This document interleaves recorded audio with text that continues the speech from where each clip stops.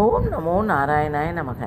கிருஷ்ணாய வாசுதேவாய தேவகிநந்தனாய சனந்த கோபகுமாராய கோவிந்தாய நமோ நமக. நான் பாலகோபாலா பக்தை லதா பேசுகிறேன். அனைவரும் சப்ஸ்கிரைப் பண்ணுமாறு வேண்டிக் கொள்கிறேன். யாருக்காக? நம் கிருஷ்ணன் குட்டியினுடைய அருளை பெறுவதற்காக. நாம் இன்றைக்கு என்ன அறிவியல் பூர்வமாக கதை பார்க்க போகிறோம் என்பதை பார்ப்போமா? ஏன் சுவாமிக்கு வாழைப்பழம் படைக்கிறாங்க ஏன் அப்படின்றது இந்த கேள்வி என் மனசுக்குள்ளே ரொம்ப நாளாக இருந்துச்சு. இது யாருக்கு தெரியாத ஒரு ரகசியம்.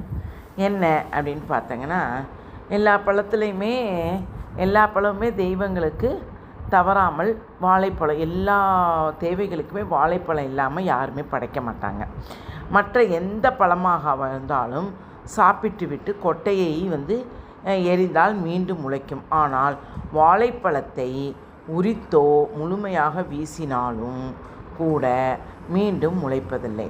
இது பிறவியற்ற நிலையாகிய முக்கியத்துவத்தை காட்டுகிறது. எனவே எனது இறைவா மீண்டும் பிறவாது நிலையை கொடு என வேண்டவே நாம் நமது கடவுளுக்கு வாழைப்பழம் இதான் வாழைப்பழத்தினோட தத்துவம். என்னன்னு பார்த்தீங்கன்னா, யோசிச்சு பாருங்கள். வாழைப்பழத்தில் விதை இருக்காது. அப்படியே சில வாழைப்பழத்தில் கற்பூரவள்ளி அதில் இதெல்லாம் விதை இருந்தால் கூட அது போட்டாலும் முளைக்காது.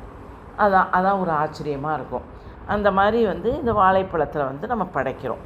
இறைவனுக்கு நம்ம மறுபிறவின்றதே எனக்கு வேண்டாம், அதனால இந்த வாழைப்பழத்தை வச்சு நான் படைக்கிறோம் அப்படின்னு சொல்லி படைக்கிறோமா. அதுபோல் தான் தேங்காய்க்கும் அந்த குணம் உண்டு.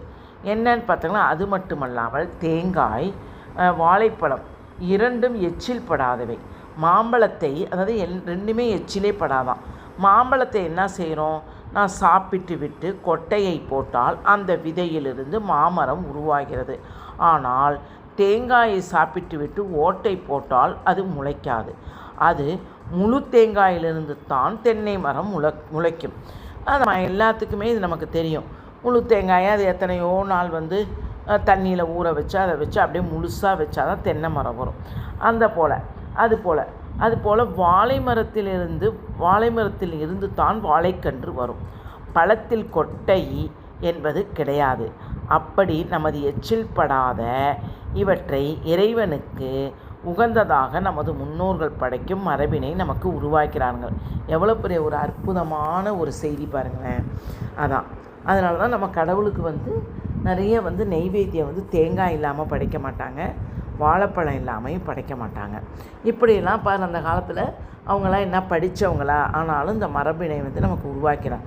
நாமும் இந்த மரபினை பின்பற்றி வருகிறோம். இதுவே இந்த தர்மத்தின் தனி சிறப்பு.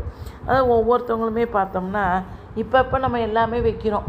ஆப்பிள் வைக்கிறோம், மாதுளம்பழம் வைக்கிறோம், அப்புறமேட்டு கொய்யாப்பழம் வைக்கிறோம், எல்லாமே நம்ம வச்சுக்கிட்டு தான் இருக்கிறோம்.